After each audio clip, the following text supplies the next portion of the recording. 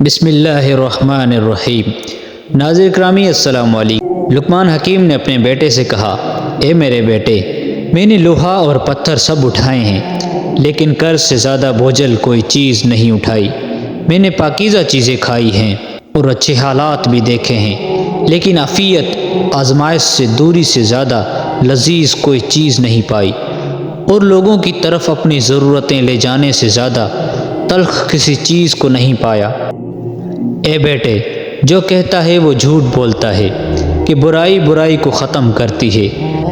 اگر وہ اپنے اس قول میں سچا ہے تو وہ 2 مقامات پر آگ جلا کر دیکھ لے، آیا ایک جگہ دوسری جگہ کی آگ کو بجھانے میں کس قدر مدد کرتی ہے۔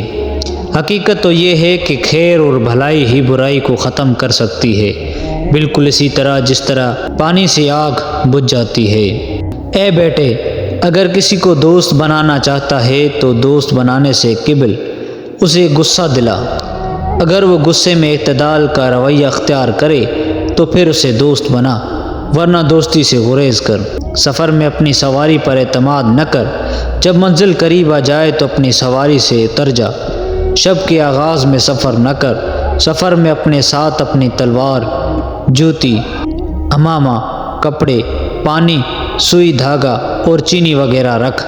اپنے ہم سفر کا ہمدم اور ساتھی بن جا، سوائے اس صورت کے جب وہ کوئی گناہ کا کام کرے۔ لقمان حکیم نے اپنے بیٹے سے کہا، نافہم عورتوں پر کبھی بھروسہ مت کرنا، کیونکہ وہ تمہیں نقصان کے سوا کچھ نہ دے گی۔ حضرت لقمان نے اپنے بیٹے سے فرمایا، حاسد کی 3 علامتیں ہیں۔ پہلا، پیٹھ پیچھے لوگوں کی غیبت کرتا ہے۔ دوسرا، ان کے سامنے چاپلوسی کرتا ہے۔ تیسرا، دوسروں کی مصیبت پر خوش ہوتا ہے۔ مزید ایسی ویڈیو کے لیے ہمارا یوٹیوب چینل اسلامک وائس 2.3 کو سبسکرائب کریں۔